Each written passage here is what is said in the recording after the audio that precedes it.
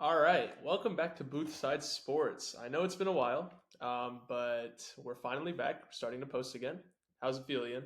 Feels good. Feels good. I miss this. I missed my 117 follower community. 19 followers on Spotify. You got anything you want to say to them? Uh, Thanks for listening. Yeah, we We're haven't. gonna start having more content coming soon. Yeah, So we haven't uploaded in 6 months, and somehow we got more followers. But that's just the following. We yeah, got aura. that's what I'm saying. All right. So today's main segment, we're gonna talk about the NBA playoffs. We're gonna do some the full playoff reviews of series and stuff like that after the finals end. But today we're gonna be talking about the most surprising player, good or bad, from each playoff team. Each of us has one player, and we're going to talk about him. And yeah, so let's just start in the West. We're just going to go seeds 1 through 8. We're going to each say our player and kind of go through why we think they were either surprisingly good, surprisingly bad, and then just a little bit of discussion. So, one seed for the West. Let's start with OKC. So, for me, I did not watch the OKC Pelicans series outside of like a few quarters here and there, but I did watch all 6 games of the Mavs versus Thunder series, and the number one player who surprised me the most in a good way was It's SGA. valid. Yeah, I mean, like the reason he surprised me was because it's players like Harden, players like SGA who rely a lot on.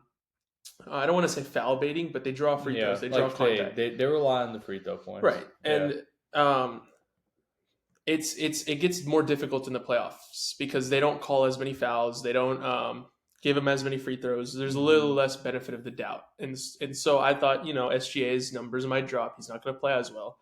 But watching that Mavs series, he was automatic from the mid range, and even if he wasn't, he was getting to the free throw line.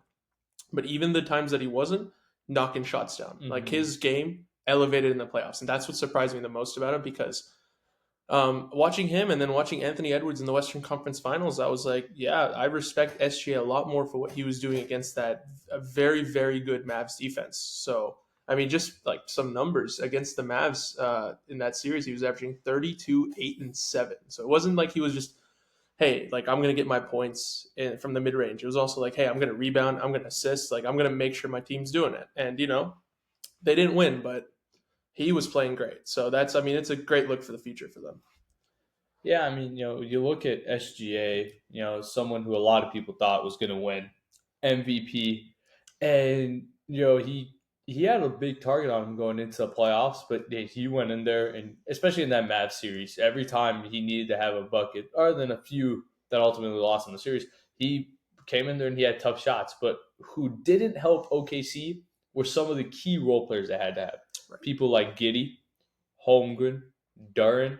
These are the type of people that the roster is fit around for them to show up. This is okay. Granted, it's a young team, but there is no excuse for them to not show up in the most important moments when SGA is. It's different. Like you look at OKC teams in the past, and it's on the superstars. Like sometimes KD doesn't hit shots, sometimes Russ doesn't hit shots. When they had PG, that one series where Dame sent them home, he didn't play as well. And you look at those, it's on superstars, but this one was on the role players, and that's just something you can't have on a young team. And that's it for OKC. We get to a 2 seed for Denver. Asal, what were you thinking there? Yeah, so I watched most of those Lakers games, and I also watched Denver more than half the series against Minnesota. I watched most of the important games, um, and number one thing I saw was Jamal Murray, and Mm-hmm. it's a little bit of a good way and a little bit of a bad way because in the Lakers series it was Jamal Murray in the end, in the fourth quarter, in the clutch when you needed a shot, when you needed a bucket, it was Jamal Murray. Mm-hmm. And then in the Minnesota series, he was kind of getting stifled by that defense. Yeah. And I do want to say, like, hey, yeah, Jamal Murray, he played great against the Lakers, and it's difficult because Minnesota is a great defense. But what I kind of want to a little bit talk about is the temper tantrum because Okay.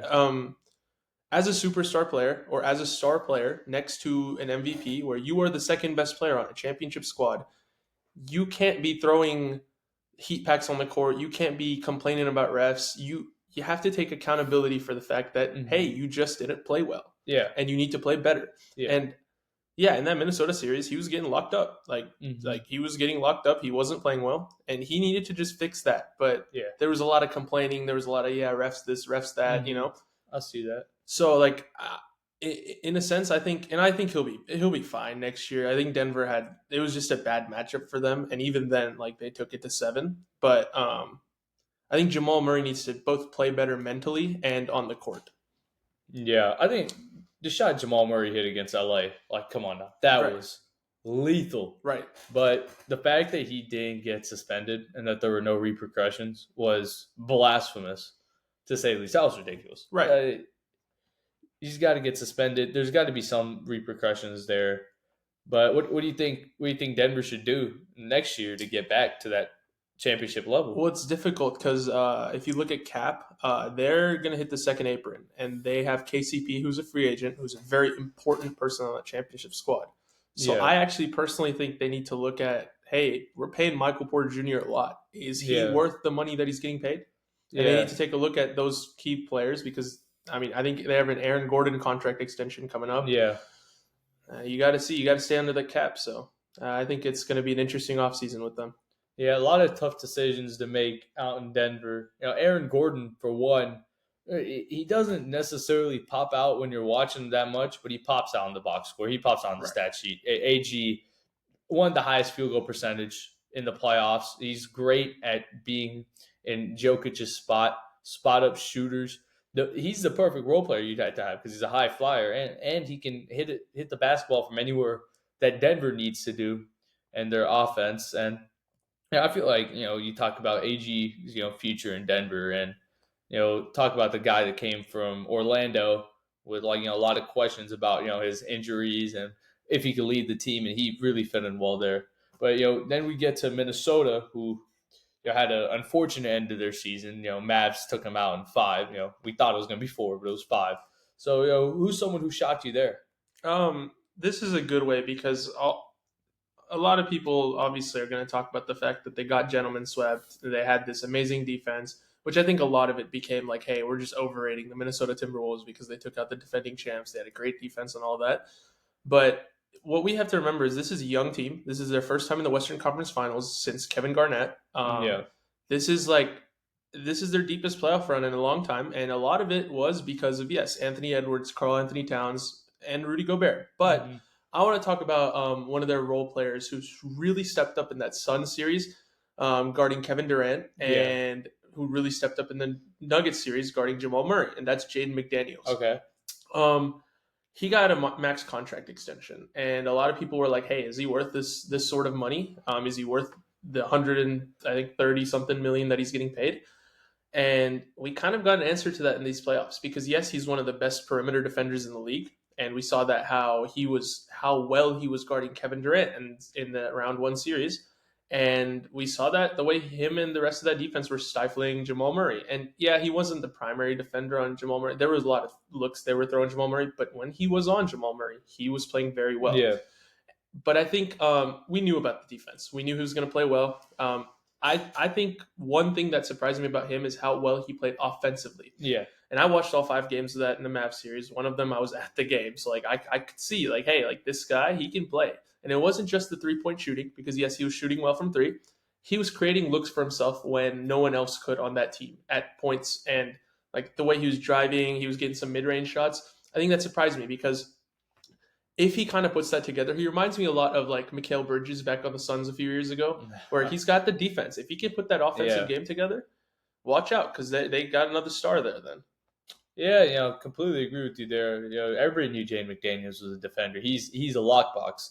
And Anthony Edwards said it best. They got KD, but we got Jane McDaniels, especially in that Phoenix series. Yeah, he shot a high field goal percentage. He wasn't taking bad shots.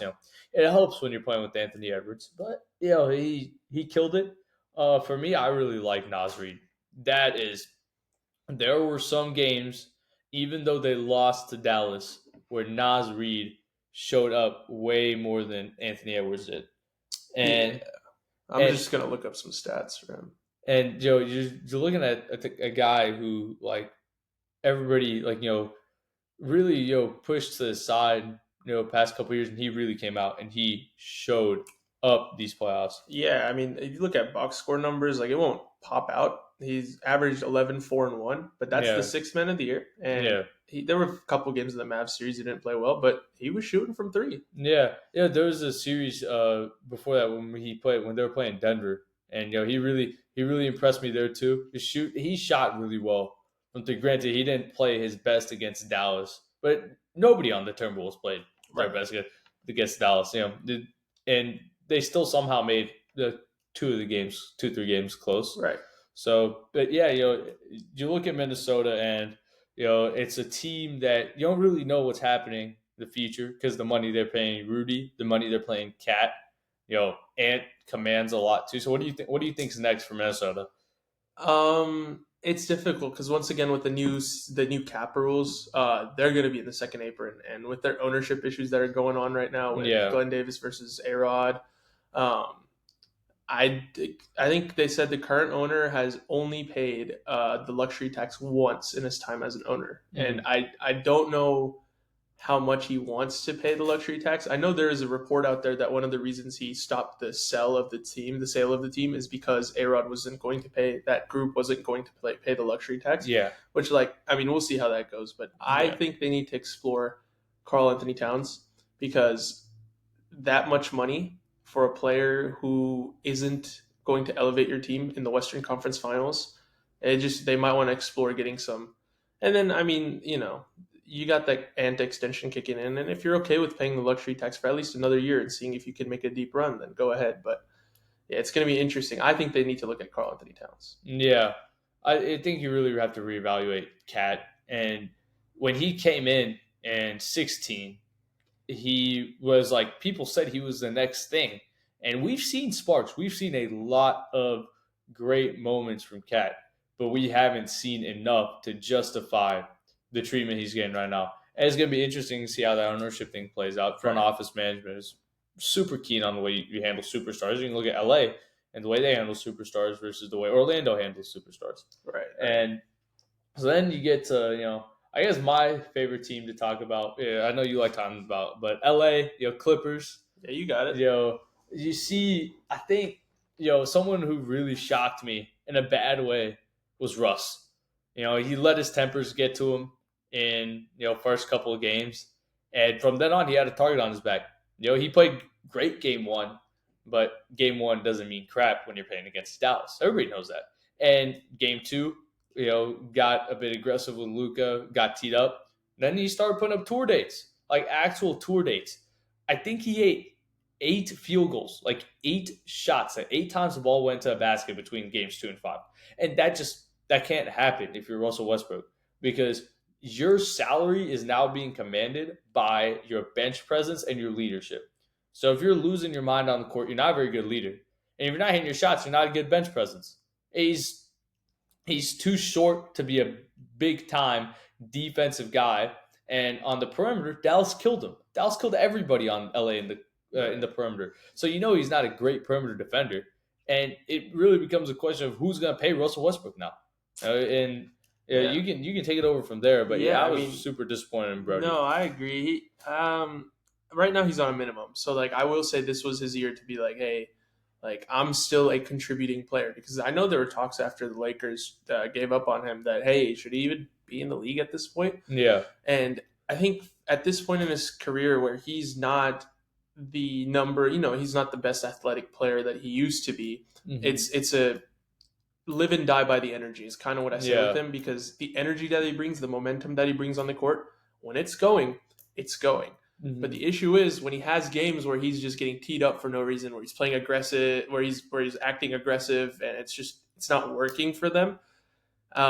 It doesn't help this team. And right now off season they're gonna take a look. I think they'll bring him back because during the regular season he had some great energy, a lot of great plays, and while he's not the shooter that he used to be, um, I think he'll be great, but I kind of want to talk about James Harden because hmm I've been someone who's talked against James Harden a lot, and watching the beginning of that series, I was very surprised. Like, hey, look, he's playing really well. And even in the Philly series last year, he had a couple of games where he was playing well, but I Yeah. think every single time the issue with James Harden is in the playoffs at least consistency. Yeah.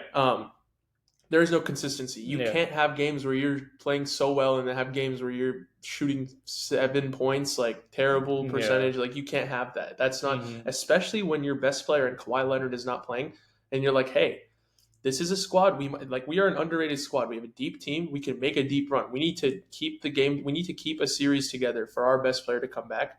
And I'm the point guard of this team. I need to make sure that I'm distributing. I'm playing well. I'm playing efficiently. And yeah, he had the first game. He played amazing. He had that one game in the fourth quarter where he could not miss a floater. But other than that, he disappeared in the other games, and Yeah. there just wasn't any consistency from him, which we've seen throughout his career. Yeah. So, anything else you got? Yeah, you look at LA, and they're clearly little brother to the Lakers, so it's really tough. New stadium's coming out, so hopefully that helps. But we get to Sal's team. He's got the jersey on, but Dallas, they're in the finals, so there's not really many lowlights. But Right. I'll let you take it from here, man. What's been going on, and what's been going on with the Mavericks? So there's 2 players I think in this playoff run, and there's more than 2. Like Derek Jones Jr. and PJ Washington have been Yeah. amazing on their contracts, the trade that they made, and of course Daniel Gafford too. So there's a lot of highlights. But Yeah. there's 2 players I want to focus on, and that's Kyrie Irving and Derek Lively. So Kyrie Irving was traded last year to the Mavericks for a first-round pick, Dorian Finney-Smith, and Spencer Dinwiddie, and a lot of people were like, "Hey, it's not just about the on the court fit because they're both Luka and Kyrie are dominant ball handlers. So there were questions about the on court fit, and then most importantly, there were questions about the off court fit. And I'm going to be the first person to admit that as a Mavericks fan, Yeah. I did not like Kyrie Irving Yeah. because I had some issues with his off the court stuff. Yeah. Like, hey, can he even play a full season at Yeah. this stage in his career? It's not Yeah. just about, hey, yeah, sure, he has injuries, but it's also about like, hey, Like the it's drama. not, it's about the drama. It's like, hey, like the COVID stuff, which like I understand to a certain extent, like it's a personal choice thing, but then all the other stuff, and like yes, of course, a lot of that blame has to be on Brooklyn's owner because he was kind of an idiot, but Yeah. I think Kyrie Irving at this point in this run deserves a lot of credit for the way Yeah. he's not just helped this team stay together at a leadership perspective, Yeah. because he's talked about in interviews, he's older. He said he's matured, and you can see it the way he's helped lead this team, the way he's helped Luka mature. Yeah. And I think it's a great story because he's back in the finals for the first Yeah. time since 2016. He was injured for like 22 games in the regular season this year, but when it's mattered in the fourth quarter, in these playoff games that have been really close for them, he stepped up, and I think that's a really big deal. And then the second player is Derek Lively, who's you can't even believe it when you're watching it, but he's a rookie. Yeah. And the way he's shown himself on the defensive end as a great rim protector and on the offensive end as a great offensive rebounder. This is the worst he's ever going to be in his career. So this is kind of scary if you think about it. You've got him for 4 more years on a rookie contract. Like, I mean, you see practice. I've seen practices of him where he's putting up threes. If he can develop that, like, my goodness, like they're going to have an elite rim protector in Dallas for years. So it's been great. Yeah, Dallas front office has just been killing it. Again, Lively was Dallas leads the NBA in oops. Like Lucas and Kyrie are really great at setting up Lively and DJJ. Right. But Lively in particular, he's just really great at making those reads. And I don't really have much to say on it. A big Tim Hardaway guy, but he's not in the rotation anymore. So that's just kind of speaks on what he does. But we get to the Pelicans. We got the Suns. Oh, my bad. We get to the Suns 6 seed. Can't forget about them. They were forgettable in the playoffs, though. And you talk about a team that when you look at it on paper, you got Beal, Booker, and KD. And for a while there, Grayson Allen was shooting like the best 3-point shooter in the NBA, even though they didn't have him for the series or part of the series. And I think to myself, but Kevin Durant played like Kevin Durant. Kevin Durant played like Kevin Durant, but I was kind of disappointed because he's got to show up more. There's certain levels to this. There's a Luka Doncic level, and then there's just being expected to go out there and be great. And Kevin Durant just didn't do that. He didn't show up. If he had, they would have been in the next series. We saw from the way Dallas dismantled Minnesota that the right team could beat them. At times, we thought Denver was going to beat Minnesota, but Phoenix never had a chance.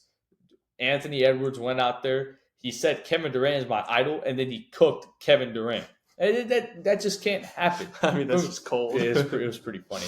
But I really expected more from KD. He's at the stage in his career where he is trying to prove to everybody that Golden State wasn't because of everybody else around him. And I'm starting to think that all the haters may be right. He got to Brooklyn, couldn't get it done there. He didn't get it done in OKC. Now he's not getting it done in Phoenix. Sahil, what are you seeing from Phoenix? Yeah, I mean, a lot of the responsibility should be on the players. KD, Booker, Beal. I mean, none of them really showing up, and they're known as three of the best offensive talents in the league.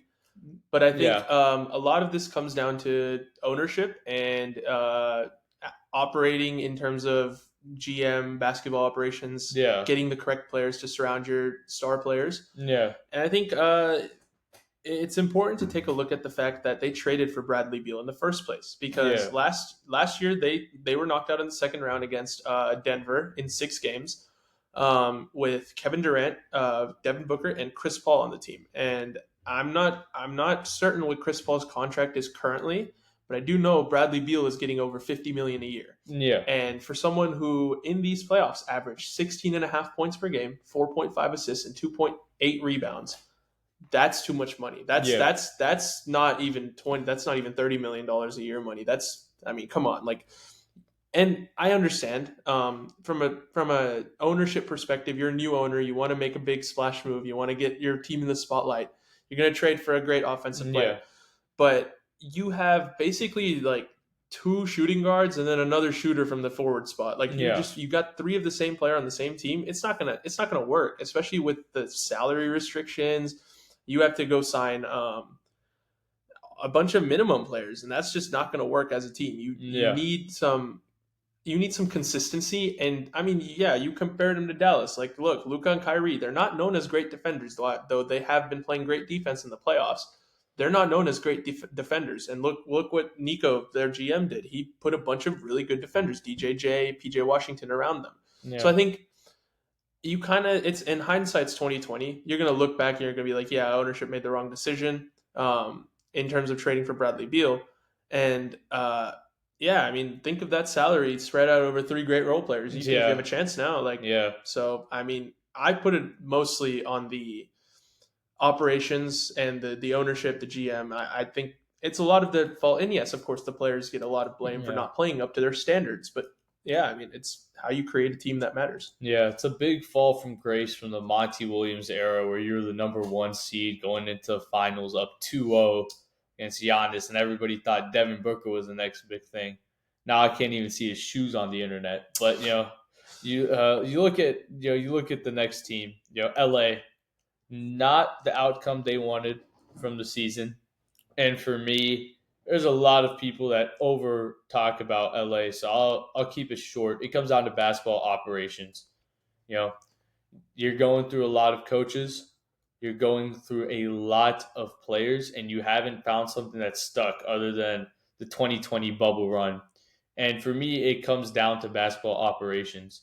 I think Jeannie Buss needs to have less of a magic wand than she does. And I feel like it needs to be way more player-centric. I feel like you look at LeBron and what he's been able to do throughout his career, but he's at the stage now where he needs another superstar. LeBron cannot do it alone. The GOAT. He's the GOAT, but he cannot do it alone. And AD played great this season, but they still weren't able to come through when it mattered. So for me, it's about basketball operations. It's about, general manager. First off, find the right head coach. I think Dan Hurley. I really like the UConn guy. Me too. He's a program guy. He's not great for LeBron, but he's the type of guy that in 4 years could do what Brad Stevens did in Boston. Yeah, for sure. And what do you think about that? Yeah, no, I agree with the Dan Hurley. Great coach. We watched him at UConn this year, last year, win national championships. No, I agree with that. You already talked about pretty much the front office. So I just want to talk short about Austin Reeves. I thought he'd be better. And you talk about the next big thing. I mean, of course, since he's in LA, you're gonna get the spotlight. You're gonna get the spotlight. So it's always about you're going to become super popular, and then you're going to get destroyed and on the internet as if you play bad. And he didn't play well. I expected more from him, as most people said, the number 3 option on that team, because Anthony Davis put up great stat lines. He wasn't great on the defensive end against Jokic, Yeah. but who in the league really is? So Yeah. like that's not even something I'm going to indict him for. He Yeah. played great on the offensive end, and he stayed healthy. What more can you Yeah. even ask from your possible best/second best player? Yeah. Reeves, though, and the rest of the role players, they got to step up, because on paper they look like they have a good team, and we saw in the playoffs just how they got dismantled again. So I mean, that's just short and sweet. So Yeah. You get to New Orleans, last team in the West. CJ didn't show up. That's just it. You're looking at a guy whose job is to put 3-pointers specifically right, into the basket.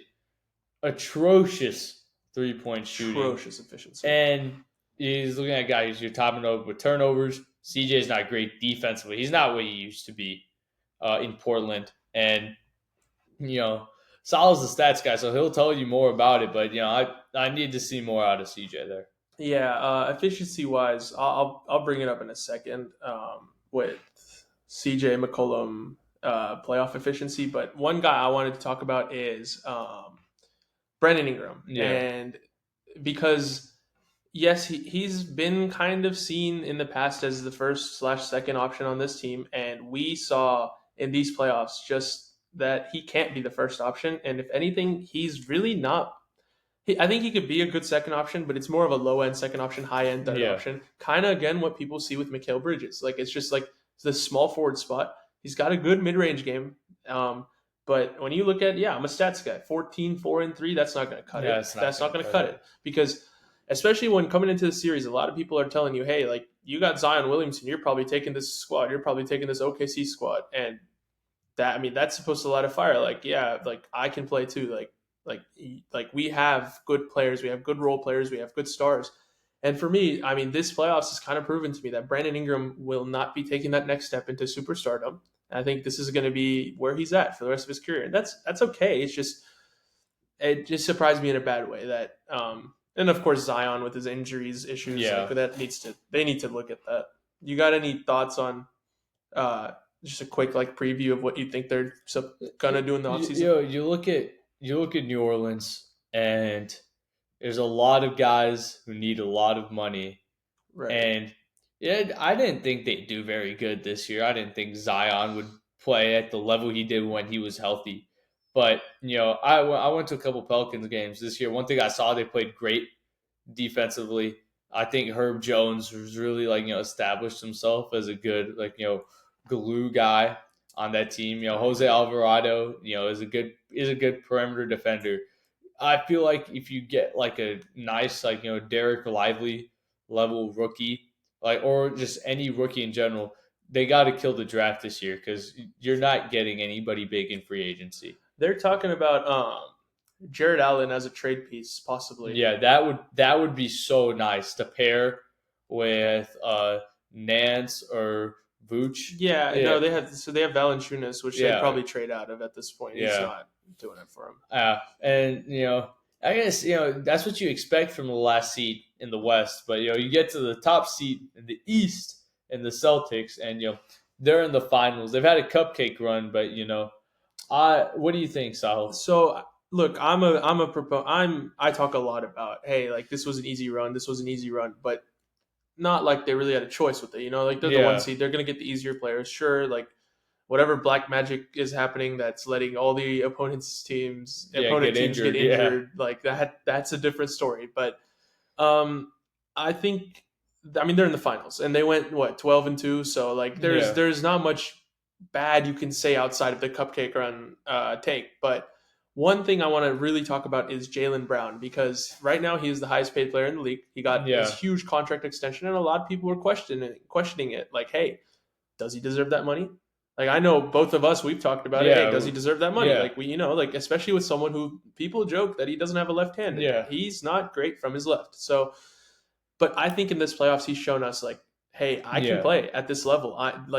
The gap between me and Jason Tatum is not as big. Yes, Jason Tatum is still better than Jaylen Brown. There's no question about that. But the gap, it's not as big as people think it is. I can play at a high level. And we saw he won Eastern Conference Finals MVP because when in the fourth quarter, when they needed their shots, when they needed big shots, he was there. He was there to hit them. And Yeah.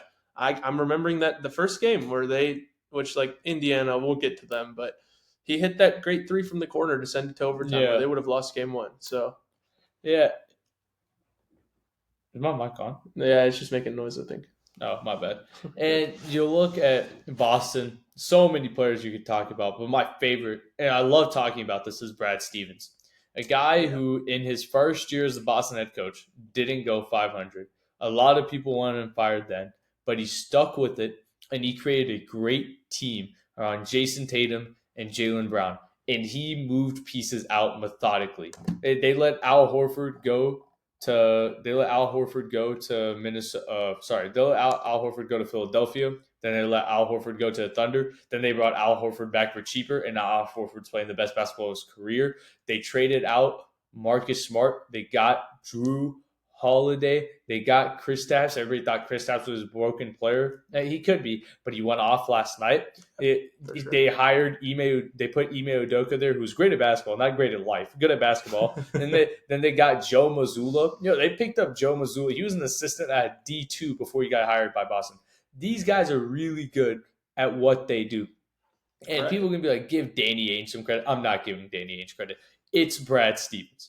And so I think Brad Stevens is the counterfact behind all this. I still think he needs to get a championship somewhere. And so I hope this year. I hope he gets one this year. And the team they put together. We talked all about how the Suns put together a terrible team, basketball operations for other teams. This is an example of someone who's put together an amazing team behind these two superstars. So we'll see what happens in the rest of the series. All right, so we got New York. Not the ending they wanted, but a very, very respectable playoff run with some great moments. What do you think, Sahil? Yeah, so I mean, there's only one player I got to talk about right now. Yeah, that's Jalen Brunson. Which some of their team showed up, some of their team was injured, but Jalen Brunson.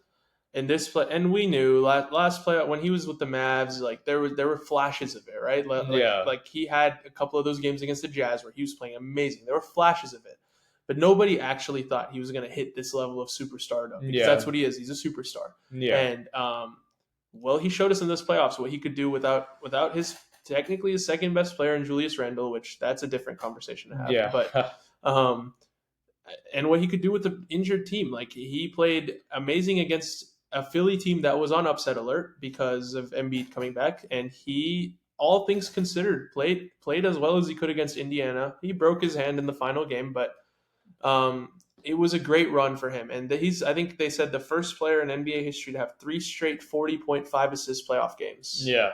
And I think that's the stat. And I mean, come on, that. What more can you do? Jalen killed it. This is a guy who everybody thought was crazy for New York, giving him the contract that they did. They saw something in him that we didn't. It may have something to do with his dad, but he killed it. Thought Josh Hart played great as well. Yeah, offensive rebounding, very underrated stat.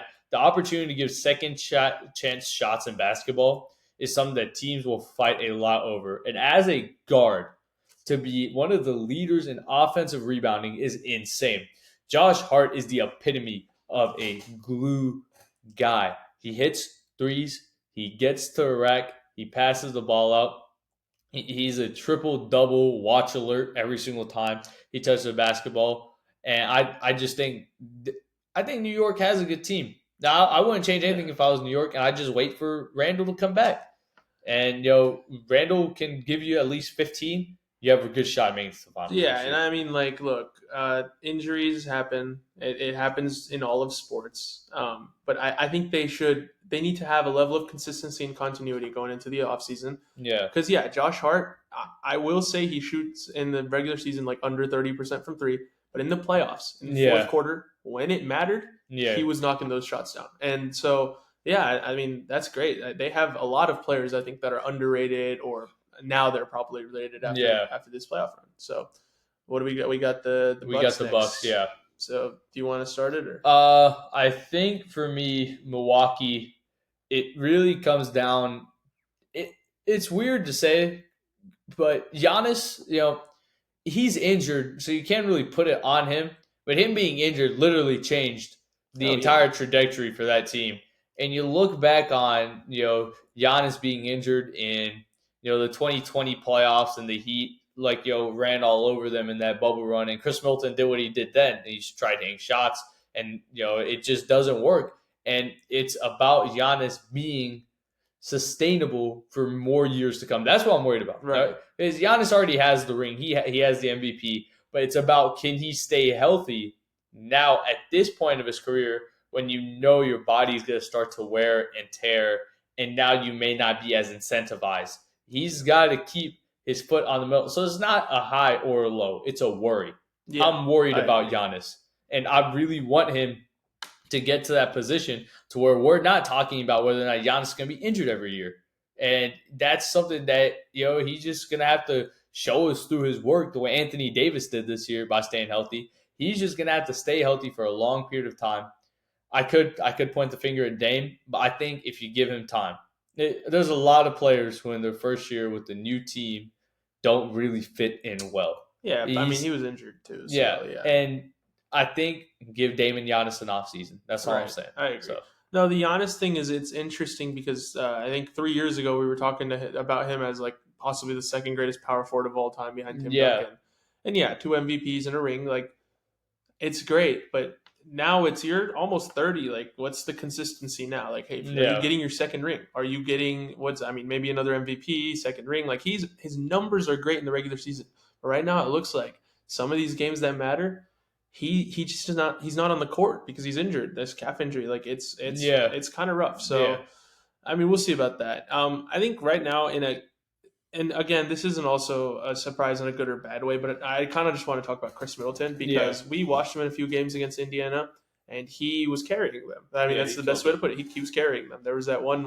double overtime game where he hit that crazy three, Yeah, and I mean, what else can you do as Chris Middleton? Because at this point, everyone has kind of figured out that Chris Middleton is not 2021 Chris Middleton anymore. It's yeah. some of it's injuries, some of it's just like he's been playing a little bit down from And his he's peak. old. He's He's getting old. older. Like it's not a huge indictment on him, but people know at this point what Chris Middleton is. And I think Chris Middleton at this point knows that Chris Middleton, he can't be this like amazing number two on a championship team like he used to be. And that's why they have Yeah, Damian Lillard. Um, but I think when it matters, again in the playoffs, I've said it for many years. I think Chris Middleton is one of the most underrated clutch players in the league. He has many clutch shots. I mean, if you just look back at that Brooklyn series in 21, he was the guy in the fourth quarter and overtime that was hitting shots down the stretch. He was the yeah, guy who was winning them these games. And Giannis is great and all, but the bigs like that need another guard or forward type to take the pressure off of him. And I think Chris Middleton he can still be very good, but I think we're going to see next year because coaching's a problem with them. I mean, they probably should have kept Adrian Griffin. yeah, Probably should have kept Coach Bud. But yeah. we'll see. I don't know what's going on with Milwaukee front staff.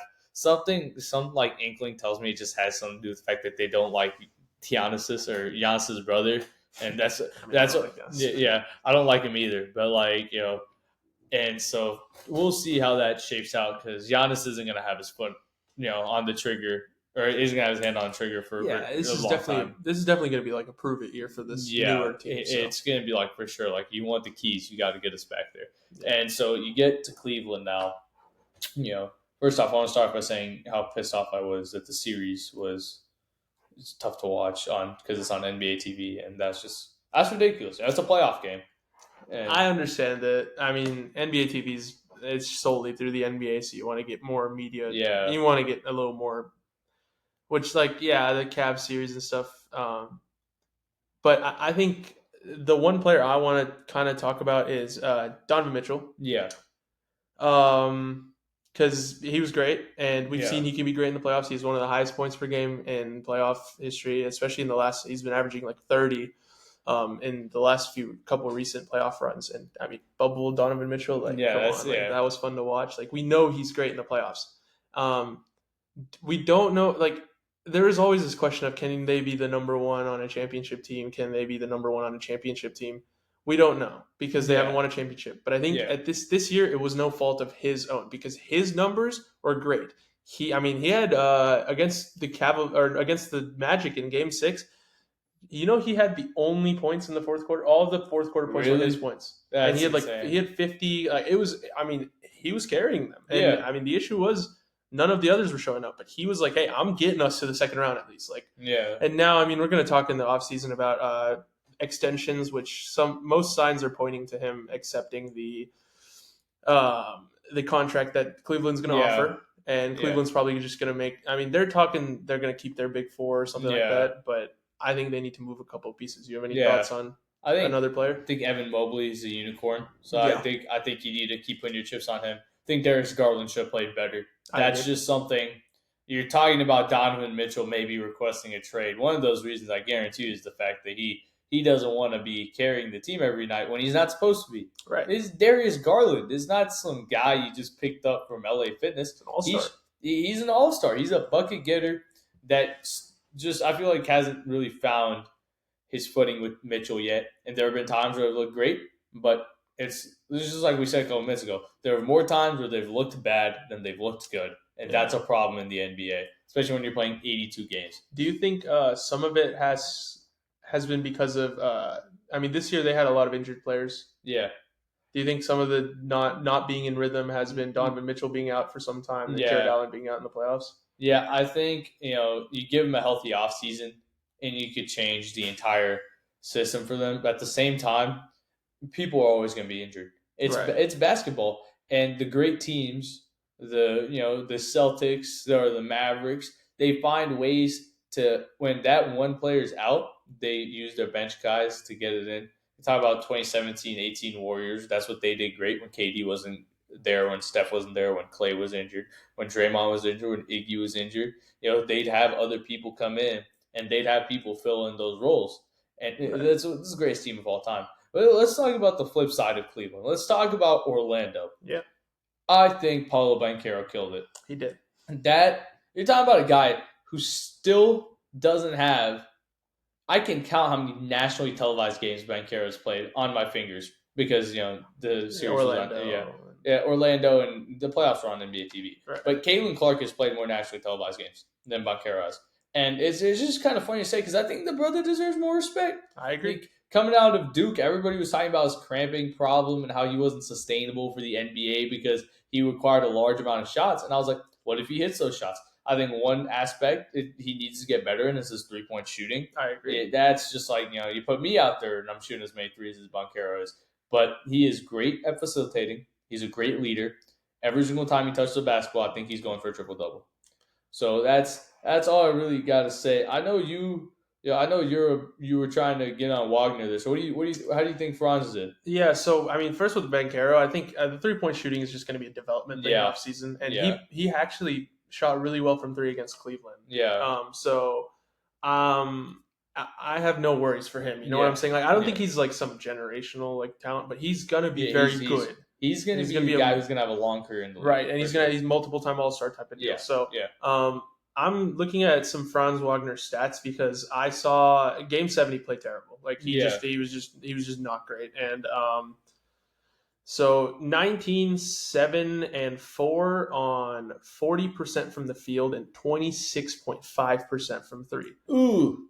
You can't have that. That's 1 in 4. Which crazy to think about, but that's a higher 3-point percentage than CJ McCollum was shooting.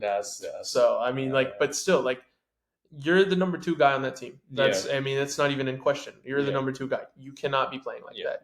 Paolo cannot be having all that. Paolo's what, 20, 21? Like, you cannot be putting all that pressure on just him. It's got to also be you. You got to. It's just. And the shooting's a big issue with the Orlando team as a whole because they need to add shooters in the offseason. Yeah. Please take Tim Hardaway Jr. Yeah, Clay.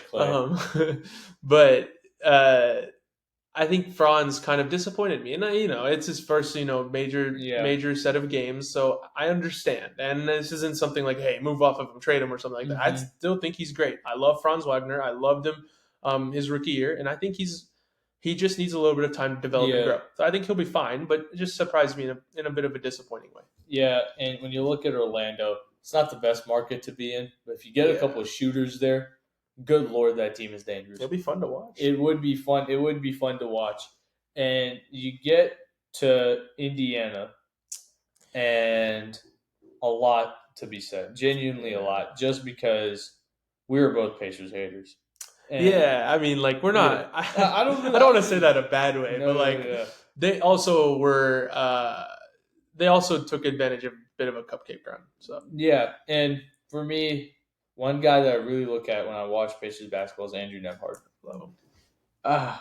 It's just he had some big shots, but aside from that, he didn't really. The game he hit the clutch shot against who was it? The Knicks game six, Yeah, right? game 6. He wasn't even shooting great. So like for me, it comes down to other people in Indiana, coming together and everybody. It's going to be a group effort in Indiana. Yeah. There's not one guy. No disrespect to Hallie. No disrespect to Siakam. No disrespect to anybody on that roster, or no disrespect to Miles Turner. It's not going to be a LeBron type thing where get the ball to Luka, everybody get out of the way. Get the ball to Kyrie, get out of the way. Right. You don't have that. It's got to be a role player effort.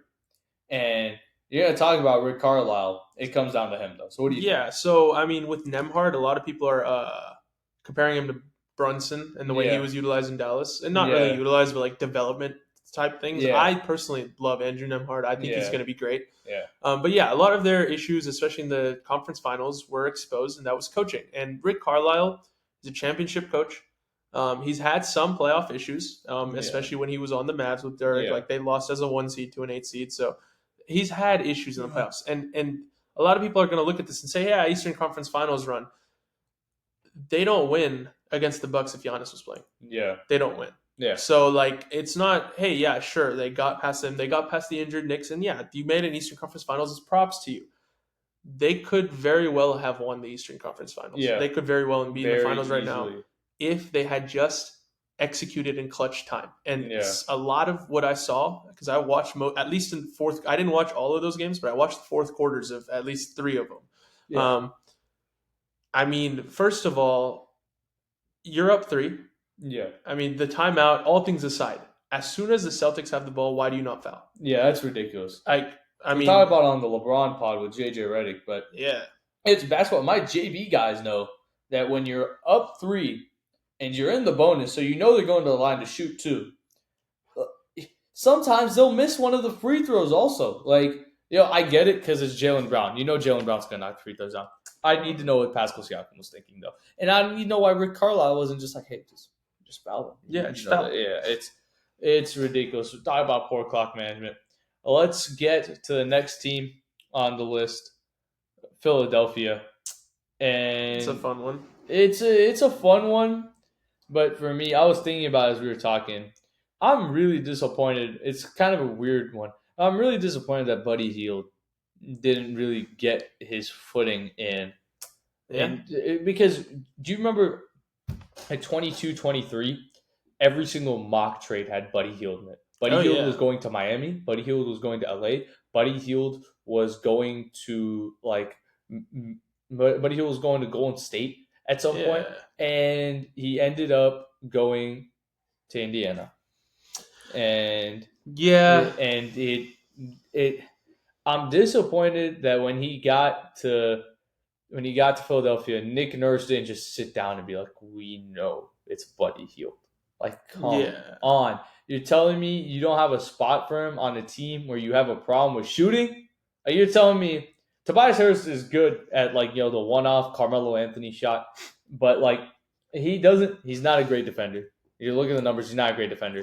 He's a good rebounder because he's tall. Yeah. But Embiid's the leading rebounder on the team by a mile. I just thought Buddy Hield should have let Buddy Hield shoot himself in the foot. Let him go out there, and if he's bad, then you're justified. Like, all right, we're not playing you, Buddy. But I just feel like he wasn't given enough of a chance, and that's just it's kind of on Buddy because he didn't play good to start his tenure in Philadelphia. Right. It's kind of on Nick Nurse because he didn't really give Buddy that chance to the playoff. It's on Daryl Morey. It's on everybody. And so, that's just, that's my thing there. I will say, especially when you have someone like Embiid who's commanding so much attention. Yeah. I mean, you're going to be open as a shooter. Yeah, You got to knock those shots down. Buddy Hield's a shooter. But what do you think? Who killed it? Yeah. So surprising player in a good way for me, Maxi. Because Yeah. once again, with these younger players, I talked about it with SGA. It's like, hey, you're in your first real set of playoff games, like especially as a number 2 option now, and possibly slightly number 1 because Embiid was hurt. How are you going to perform? And SGA, I said, he impressed me with the way he was performing. Maxi very much impressed me. Yeah. Those 2 shots he hit at the end of that Knicks game to steal that game. Yeah. Amazing. I mean, there was just nothing like, and yes, the 4-point where he rolled into it, that was so nice. And I mean, he has games where he's a little disappointing, but you look at the box score of some of his games, and they're like, oh wow, he played terrible. And then you watch those games, and it's like he has an impact. I mean, you can kind of see it on the court that they're afraid because you can see he's taking a 30-foot three from the logo to try and win a game. Like, I mean, he's got an impact. Like and he impressed me the way he kind of took the reins of that point guard role from James Harden last year. And I mean, he played amazing this year. So it's been very surprising to me. Yeah. And you look at Philadelphia, a lot of questions to be answered. You don't know if Embiid's going to stay healthy. He had injury trouble to start his career. Now he's having injury trouble now. Philadelphia hasn't accomplished as much as anybody thought. People were talking about them winning a championship 3 straight years now.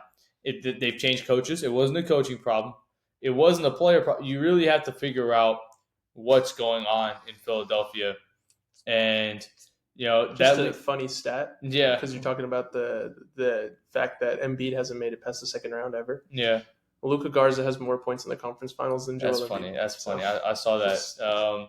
And you look at, what should happen if they should blow it up and, do a cold rebuild. And rebuilds work in the NBA. You just gotta lose for a couple years.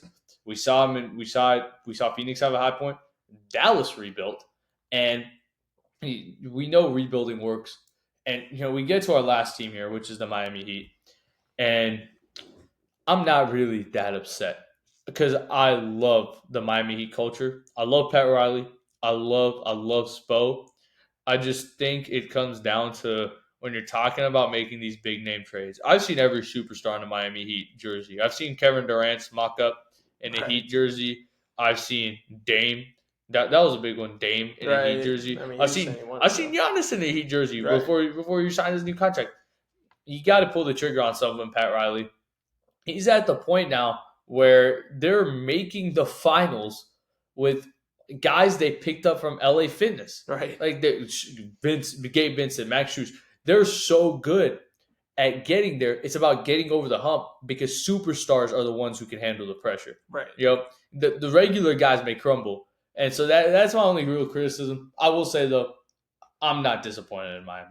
I'm happy they beat Boston in that one game where they shot God knows how well from 3. Yeah, this is great. Isn't that the greatest 3-point playoff performance? It was. If it's not, it was pretty close. Yeah, I know it was a crazy percentage. That and probably some Golden State Finals run games. I think the Pacers just had the highest percentage of the game. Yeah, Indiana on the floor. So I mean, I will say, and it's hard to find something disappointing with a team that really wasn't expected to make it that far without their best player. So I'm going to talk about their best player, Jimmy. Yeah. And it's not really something like, hey, I'm pleasantly surprised or I'm disappointed in him. It's just more like injury is always going to be an issue. You're 34, 35 years old. What do you do now? Like you talked about it. Hey, maybe get another superstar to pair with him because you put Damian Lillard in Miami, and I mean, who knows how far they would have made it? Yeah. So like, I mean, it's they need to. I agree. They need to kind of pull the trigger on some stars, try and get them. I think they need to take a look at Tyler Hero and see how much value he's bringing to a championship squad because he plays great. There are times he plays amazing. He was injured a lot of this year, so I mean, there's a little bit of that. But he plays great. But you have to take a look at him and say, is he worth the amount of money that he's going to get? So like, it's just like, I don't know. It's hard to find something that's disappointing with the team that as soon as Jimmy was injured, everyone was like, oh, it's done now. And, you look at Pat Riley and Eric Spoelstra, and I think if someone's able to figure out a lockbox of a puzzle, it'll be them. So that's all we've got today for you guys. I got a question for you. You got a question for me? Yeah, I got a question I love for you. questions. What's up? All right, so we're kind of about to because we'll do like a Yeah. finals final Yeah. like at the end everything when it's done. Yeah. Taking a look at it, but just one small little off-season thing. Who do you think the biggest name is going to be in a trade acquisition this offseason? Okay. So it's like, who am I seeing? Who do you see? Who's the biggest name you see moving a team this season? So I did a video. The only reason I'm saying this is because I did a video on it like a year and a half ago now. But Braun, I said Braun would leave LA because he was done with Palinka. Mm-hmm. And I think that's really funny looking back now. If you look at where Bronny's going Yeah, and all the projections that follow that. Here's my prediction on this: if Bronny goes to Orlando, which nobody knows where Bronny James is going, it's very unpredictable. some funny mocks have him Yeah. number one. Yeah, so. nobody knows where he's going. No, it's like when you get to the later stages of the draft, like it's just like free for all a bit. It's a bit of a free for all. And so Bronny goes to Orlando. LeBron's not going to Orlando, but if Bronny goes to a team like Cleveland, like Phoenix, where you can trade, if you can, God willing, trade KD or Beal and get rid of his big contract, or if Bronny goes to Miami, and you know Miami's looking for another superstar, you know Miami can work around the cap to make it happen. Those are the types of things that I look at when I see who's the biggest name, because that's the GOAT right there. Yeah. So I'm always gonna when LeBron left Cleveland to go to LA, it was one of the highest things trending on social media. LeBron leaving Cleveland, go to Miami was actually the highest covered sports free agency signing, which makes sense, since date to Messi coming in or Miami. Yeah. So that's what I think about. I'll ask you the same question. Who do you think is that guy that if you see the ESPN breaking news thing and your jaw drops, it's X player went from here to here? Who is that? So like jaw drop is kind of I don't like because like some of these are expected, right? Yeah. You're kind of looking so like, but like in terms of coverage, in terms of big name faces, I have two. Yeah. So you just kind of mentioned it a little bit, Kevin Durant. Yeah. I think there's a possibility because Beal's contract is a little bit hard to trade. Nobody's gonna want that. Right. Kevin Durant, I think, is a name we could see possibly tied with Golden State. Yeah. But I mean, I don't really want to get into OKC is another. But I think we talk a lot about KD. Everyone kind of talks about KD. Yeah. I have a name that also being talked about a lot right now, and that's Trae Young. Yeah. I think Trae Young is a great fit on the Spurs. I think Trae Young could even possibly Orlando. Maybe. Yeah. It's a good if they want a creator. Yeah, like you gotta just tell them, be like, hey, we need you to facilitate. Wembanyama's our guy. Banchero's our guy. But we need you to go out there and we need you to get these guys some open looks. We need you to take over some shooting performances. And night to night, if we need you to play, you drop 40. I need you to drop 40. But it's got to be efficient and it's got to be on a team that's going to have defense. Yeah, because Trae Young can't play defense. I was reading an article from San Antonio, the Herald over there, and they were like Vassell and Wemby are the only unmovable guys. I saw that. Which it tells you how much they're willing to make it work because they have the guy. Wemby's the next person. He could have been. You could make a case for him being the best defensive player of the year as a rookie. Yeah, exactly. It's like Derek Lively. This is the worst he's going to be. Exactly. So get ready for those ticket sales. Get ready for season tickets. Get ready for San Antonio to do what they did before. They drafted Duncan Robinson. They really built around Tim Duncan. They got Tim Duncan. Then they're like, okay, Timmy, what do you need? It's like, I need a point guard. Got Tony Parker. Tony, what do you need? I need a shooter / slasher. Got Gasol. And then you have one of the greatest coaches of all time in Popovich, who is going to retire soon once he gets the win record. But he could prove he still has a lot left in the tank. So I'm excited to see how San Antonio. Any final remarks before we punt this? I mean, I think you meant Ginobili. Gasol. Oh, did I say Gasol? Yeah, I meant Manu. I'm just making sure to correct that for the podcast. Yeah, please don't make fun. I meant Manu. No final remarks. Just kind of we're gonna have more content coming out. Yeah. So stay tuned for that. If you stay this far, pat yourself on the back. Yeah. Thank you for listening. Yeah. I mean, this is good. Yeah, this is good content. Hour-long content. I will be shaving for next episode. I'm actually gonna shave in a couple minutes, but yeah, me too. Yeah. All right. Thanks, guys. Y'all. All right. Bye. See you guys.